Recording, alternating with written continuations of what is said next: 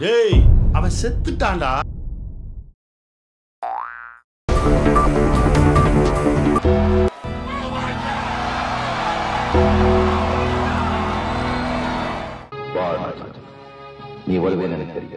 சுமார் 100-150 வருஷத்துக்கு முன்னாடி நம்ம போட்டிருந்த ஒரு வீடியோவில் மகேஷ்குமார் அப்படின்றவர் தியரி ஆஃப் ரிலேட்டிவிட்டியோட அப்ளிகேஷன்ஸ் பற்றி போடுங்க ப்ரோ அப்படின்னு கேட்டிருந்தார். 1-2 சொல்கிறதுக்கு அவ்வளோ அப்ளிகேஷன்ஸ் இருக்குது.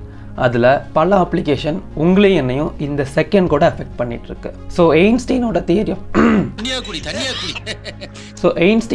தியரி ஆஃப் ரிலேட்டிவிட்டியோட எவ்ரிடே அப்ளிகேஷன்ஸ் தான் இந்த வீடியோவில் நம்ம பார்க்க போகிறோம். Welcome to ABCD. நான் உங்கள் சகோ.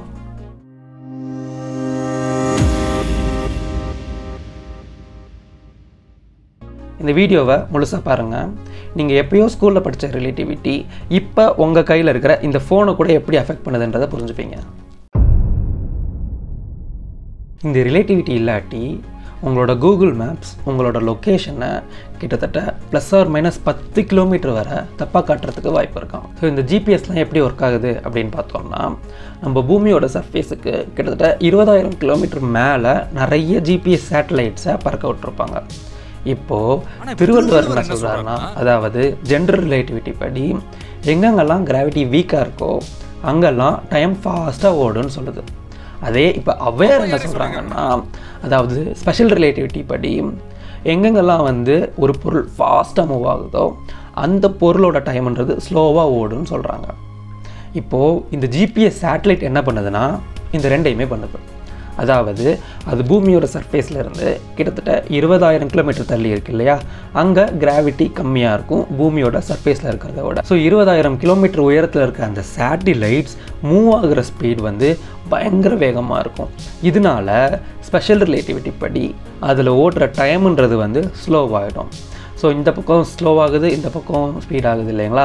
இந்த கணக்கெல்லாம் கூட்டி கழிச்சு போட்டு பார்த்தோம்னா கணக்கு சரியாக இருக்கும். பூமியோட சர்ஃபேஸில் இருக்கிற ஒருத்தரோட கிளாக்குக்கும் அந்த ஜிபிஎஸ் சேட்டலைட்டில் இருக்கிற ஒரு கிளாக்குக்கும் ஒரு நாளைக்கு கிட்டத்தட்ட 38 மைக்ரோ செகண்ட் சேஞ்ச் டிலே ஏற்படுதான். கத்தையாக கொடுப்பாருன்னு பார்த்தா ஒத்தையாக கொடுக்குறாரு.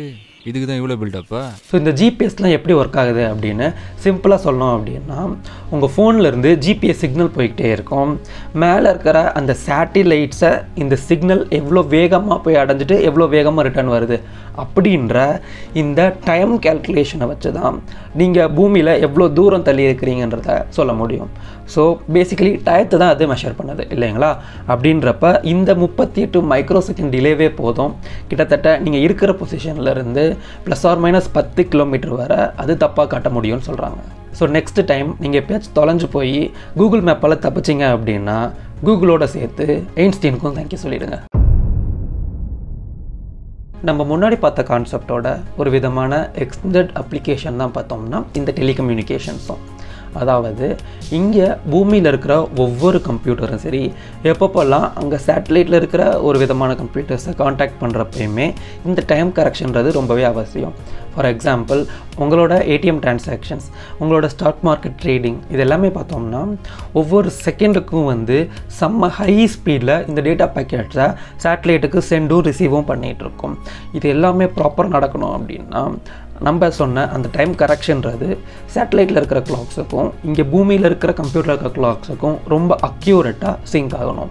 இது ரிலேட்டிவிட்டி இல்லாட்டி சாத்தியம் கிடையாது. E=mc². இந்த ஃபார்முலாவை நம்ம எல்லாருக்குமே தெரிஞ்சிருக்கோம். அட்லீஸ்ட் இதை ஒரு தடவையாச்சும் கேள்வியாச்சும் பட்டிருப்போம். இந்த ஃபார்முலா என்ன சொல்லுது அப்படின்னா, ஒரு நிறையிலிருந்து எனர்ஜியை எடுக்க முடியும்னு சொல்லுது. தொண்டை வேற, ஒரு நிமிஷம். இப்போ இந்த சொம்பு இருந்துச்சு இல்லையா, இந்த சொம்பில் இருக்கிற நிறைய கொஞ்சம் பிரித்து எடுத்துட்டு இந்த பெரிய சொம்பை கொட்டி சொம்பு பார்த்தீங்களா, சின்ன செம்பு வேண்டாமா பெரிய செம்பு தான் வேணுங்களா, குட்டி சொம்பாக்கிட்டு அந்த மிச்சம் எடுத்த நிறையிலிருந்து நம்மளால் எனர்ஜியை க்ரியேட் பண்ண முடியும் அப்படின்னு சொல்லுது. ஆப்வியஸ்லி சொம்பிலிருந்து கிடையாது, கிட்டத்தட்ட அந்த மாதிரி ஒரு விஷயத்தை தான் சொல்லுது. இப்போது இந்த ஃபார்முலா வர்றதுக்கு முன்னாடி வர நம்ம என்ன நினச்சிட்டு இருந்தோம் அப்படின்னா, ஒரு விதமான எனர்ஜியை இன்னொரு விதமான எனர்ஜியை நம்மளால் மாற்ற முடியும் அப்படின்னு தான் நினச்சிட்டு இருந்தோமே தவிர, ஒரு பொருளில் இருக்கிற நிறைய கம்மி பண்ணி அந்த எடுக்கப்பட்ட நிறைய முழு எனர்ஜியாக மாற்ற முடியும் அப்படின்றது ஒரு புதுவிதமான இன்ஃபர்மேஷனாக இருந்துச்சு. யாருமே அதை ஃபஸ்ட்டு நம்ப கூட இல்லை. ஆனால் இதே கான்செப்டை தான் இப்போ 2025 நம்ம எல்லா நியூக்ளியர் பவர் பிளான்ட்லேயுமே யூஸ் பண்ணிகிட்டு இருக்கோம்.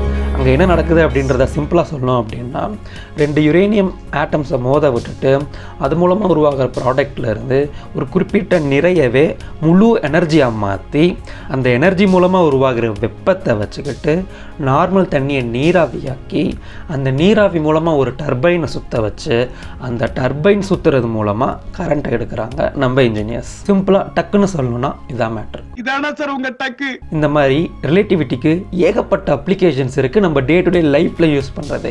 ஆனால் இது எல்லாத்தையுமே பேசுகிறதுக்கு இந்த ஒரு வீடியோ பத்தாது. நான் இந்த வீடியோவில் சும்மா ஒரு டாப் 3 அப்ளிகேஷன்ஸ் பற்றி மட்டும்தான் பேசியிருக்கேன். ஆர்வம் உள்ளவங்க இந்த டாபிக்ஸ்லாம் எடுத்து தேடி படித்து பாருங்கள், செம்ம இன்ட்ரெஸ்டிங்காக இருக்கும். இத்தனை அப்ளிகேஷன்ஸில் ஏதாவது ஒரு குறிப்பிட்ட அப்ளிகேஷன்ஸை பற்றி நீங்கள் டீப்பாக தெரிஞ்சுக்கணும் அப்படின்னு நினச்சிங்கன்னா கமெண்ட் பாக்ஸில் போடுங்க. கூடிய சீக்கிரமே அதை பற்றி ஒரு வீடியோ போட நான் ட்ரை பண்ணுறேன். கூடிய சீக்கிரம் இப்படியே போகிற போக்கில் அந்த சப்ஸ்கிரைப் பட்டனை தட்டி விட்டு போயிருங்க. நான் உங்களை நெக்ஸ்ட் வீடியோவில் பார்க்குறேன். பை.